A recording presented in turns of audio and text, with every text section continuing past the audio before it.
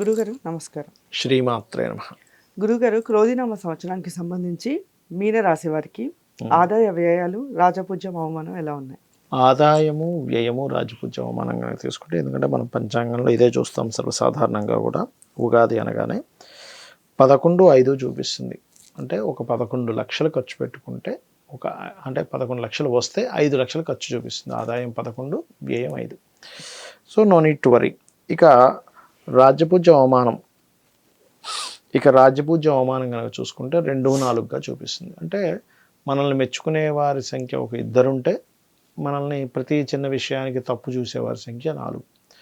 ఇక్కడ ఏమిటంటే మరి దీనికి ఏం చేసుకోవాలి అంటే, రాజ్యపూజ్యం పెరగాలంటే వీరు దక్షిణామూర్తి స్తోత్రాలు కానీ, దత్తాత్రేయుడికి సంబంధించిన స్తోత్ర పఠనం కానీ, దత్త చరిత్ర పారాయణం కానీ చేస్తే రాజ్యపూజ్యం పెరుగుతుంది. అందులో ఎటువంటి డౌట్ లేదు. మరి అవమానం తగ్గాలి అంటే కనుక మీరు ఎక్కువగా లలితా సహస్రనామాల్లో కర్పూర వీటికామోద సమాకర్ష దిగంతరాయే నమః చేసుకున్నట్లయితే క్లియర్ అవుతుంది. ఎందుకంటే ఇవి ఇలాగే ఉంది, ఇలాగే సాగాలనడానికి ఆ జ్యోతిష్యం ఎలా మార్చుకోవాలి.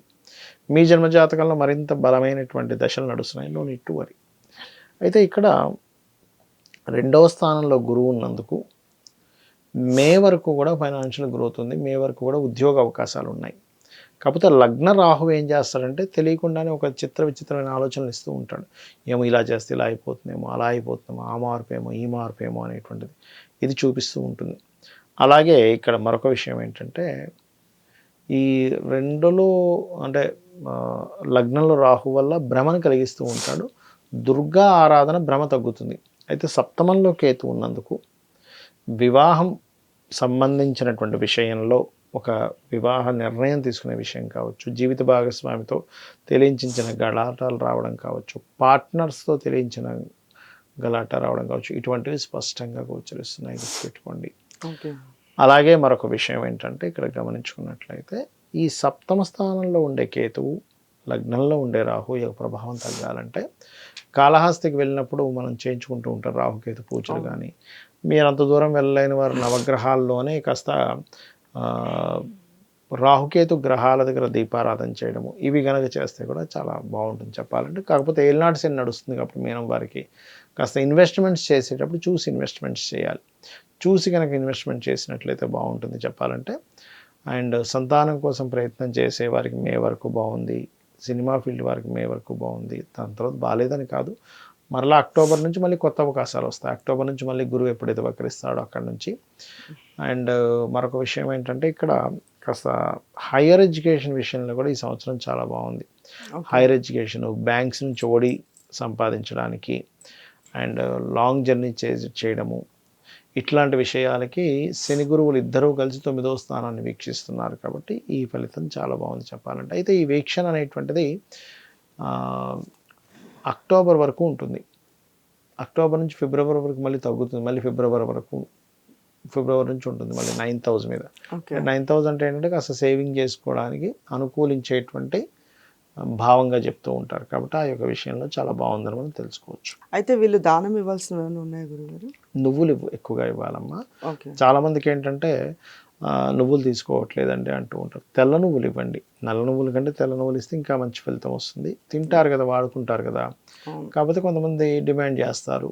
మీ పరిస్థితి బాగోకపోతే చెప్పుకుంటే కూడా వాళ్ళు తగ్గిస్తారు. మరి అంత కర్కశంగా ఉండరు దానం తీసుకునే వాళ్ళు కూడా. అండ్ అట్లాగే ఒకవేళ తీసుకునేవారు లేరు, అలాంటప్పుడు బెల్లం ఉంటుంది కదా, పిడికిల బెల్లం తీసుకుని గోవుకు తినిపించండి. అందులో నల్ల గోవుకు తినిపిస్తే ఇంకా మంచిది. దొరకని పక్షంలో మామూలుగా ఏదైనా దేశీవాలి గోవై ఉండాలి. తినిపిస్తే ఖచ్చితంగా మీకు ఈ నువ్వులు దానం ఇచ్చిన ఫలితం ఉంటుంది. కానీ నువ్వులు మాత్రం తినిపించొద్దు గోవుకి. చాలామంది తెలియక తినిపిస్తారు. అది ఏదైనా ప్రెగ్నెన్సీతో ఉంటే ఇబ్బంది వస్తుంది. అయితే గురుగారు, ఈ క్రోధినామ సంవత్సరంలో ఓవరాల్గా దేశవ్యాప్తంగా ఎలా ఉంటుంది? ఒకటేనమ్మా, మనం జనవరి ఫిబ్రవరి టైంలోనే చెప్పాం. జనవరి టైంలోనే చెప్పాను. అప్పుడు న్యూ ఇయర్ ప్రొడిక్షన్స్ అన్నట్టు చెప్పినప్పుడే కొంచెం ఫిబ్రవరి నుంచి ఈ బాంబు పేలుళ్ళని, అల్లర్లని, ధర్మాన్ని కాపాడుకోవాల్సిన పరిస్థితులని, నీళ్ళల్లో తిరిగేటువంటి వాటికి కొంచెం హైజాకులు జరగడం, ఇట్లాంటివన్నీ, అంటే నీళ్ళల్లో తిరిగే పడవల మీద దొంగలు పడడం జరుగుతుంటుందని, ఇట్లాంటివన్నీ. ఎందుకంటే జలరాశుల్లో శని కుజులు కలుస్తున్నారని చెప్పుకున్నాం. ఈ ప్రభావం మే వరకు ఉంటుంది చెప్పాలంటే. ఎందుకంటే మే వరకు ఈ శని కుజ రవి కాంబినేషన్ వల్ల రాజుల మధ్య యుద్ధం అంటే ఎంతసేపు ఈ ప్రెసిడెంట్లు కావచ్చు, దేశ రాజులు కావచ్చు, వీళ్ళందరూ రాజులు అంటే ఇప్పుడు ప్రెసిడెంట్లు, పిఎంలు, వీళ్ళు వీళ్ళకేంటంటే ఎంతసేపు యుద్ధం చేద్దామనే ఆకాంక్ష పెరుగుతుంది. ఎందుకంటే ఈ క్రోధినామ సంవత్సరానికి రాజు కుజుడు అయ్యాడు. కుజుడు యుద్ధానికి కారకుడు, కుజుడు గొడవకి కారకుడు, లీడర్షిప్ కారకుడు, అల్లర్లకు కారకుడు అవుతుంటాడు. ఏది కుజుడు పాడైతే బాగుంటే మళ్ళీ అది వేరే క్రీడాపరంగా రాణిస్తాడు. అందుకని ఏంటి ఈ యొక్క విషయంలో ఈ రకమైనటువంటి ఇది కనబరుస్తూ ఉంటాడు. అలాగే మరొకటి ఏంటంటే ఈ ఏప్రిల్ మే మాసాల్లో బుధుడు కూడా నీచ పొందుతున్నాడు ఈ సంవత్సరంలో. కాబట్టి ఏమిటి కాస్త ఈ షేర్ మార్కెటింగ్ రిలేటెడ్ విషయంలో కూడా బోల్డ్ అంత ఫ్లక్చువేషన్స్ వస్తాయి, అటువంటిది చూపిస్తుంది. కాబట్టి ఇది జనాల మీద దీని ప్రభావం పడకుండా ఉండాలి, అందరూ బాగుండాలి అసలు అనుకుంటే కనుక శని, కుజ, బుధ కేతు ఈ గ్రహాల దగ్గర దీపారాధన చేయడం కనుక చేస్తూ, ముఖ్యంగా కాలభైరవ అష్టకం కానీ, చండీ పారాయణం కానీ, లలితా అమ్మవారి యొక్క స్తోత్రపఠనం కనుక చేస్తూ ఉన్నట్లయితే, ఇప్పుడు యుద్ధ వాతావరణం అనుకున్నాం, యుద్ధాల వల్ల ఏమీ జరగకూడదు. వేరే వేరే దేశాల్లో కూడా ఇండియన్స్ ఉంటారు, మామూలుగా అందరూ మనుషులు కాబట్టి ఉంటారు, వాళ్ళకి హాని కలగకుండా ఉండాలి అంటే కొంచెం ముందుగానే యుద్ధం వస్తుందని కూడా కొంచెం స్టోర్ చేసి పెట్టుకుంటారు. ఇటువంటి జాగ్రత్తలు తీసుకోవడము కొంచెం నేను ఇందాక చెప్పినటువంటి దేవతారాధన కనుక చేసినట్లయితే బాగుంటుంది. అయితే గురుగారు మరి సాధారణంగా కొంతమందికి జన్మరాశి ఇవి తెలియవు, నక్షత్రాలు కానీ రాశులు కానీ తెలియని వాళ్ళు ఉంటారు.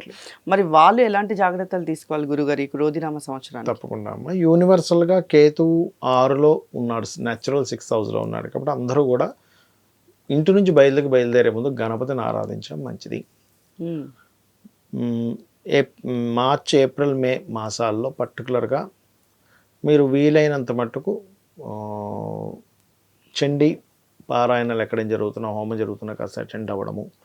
అండ్ అదేవిధంగా అనవసరమైన గొడవల్లోకి వెళ్ళకపోవడం మంచిది. ఎందుకంటే ఈ కాంబినేషన్ ఇప్పుడు అనవసరమైన గొడవల్లోకి వెళ్ళాల్సి వస్తూ ఉంటుంది, అనవసరంగా ఏమన్నా గొడవలు అవుతూ ఉంటాయి ఈ వర్కర్స్ మధ్యని, బాస్ మధ్యని, ఇట్లాంటివి జరుగుతూ ఉంటాయి కాస్త.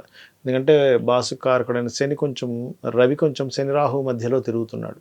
కాబట్టి ఏమవుతుంటుందంటే ఎక్కడైనా కూడా ప్రతి ఆఫీస్లో కూడా వీళ్ళు ఎంత బాగా చేస్తున్న బాస్తో ఏదో ఒక అల్లరి, లేదా బాస్ ఎంత బాగున్నా వీళ్ళు ఏదో ఇబ్బంది, ఇట్లాంటివి జరుగుతూ ఉంటాయి. కాబట్టి కొంచెం ఈ ఆఫీస్ ప్రెమిస్ ఇట్లాంటి వాటిలో కొంత జాగ్రత్తగా ఉండాలి.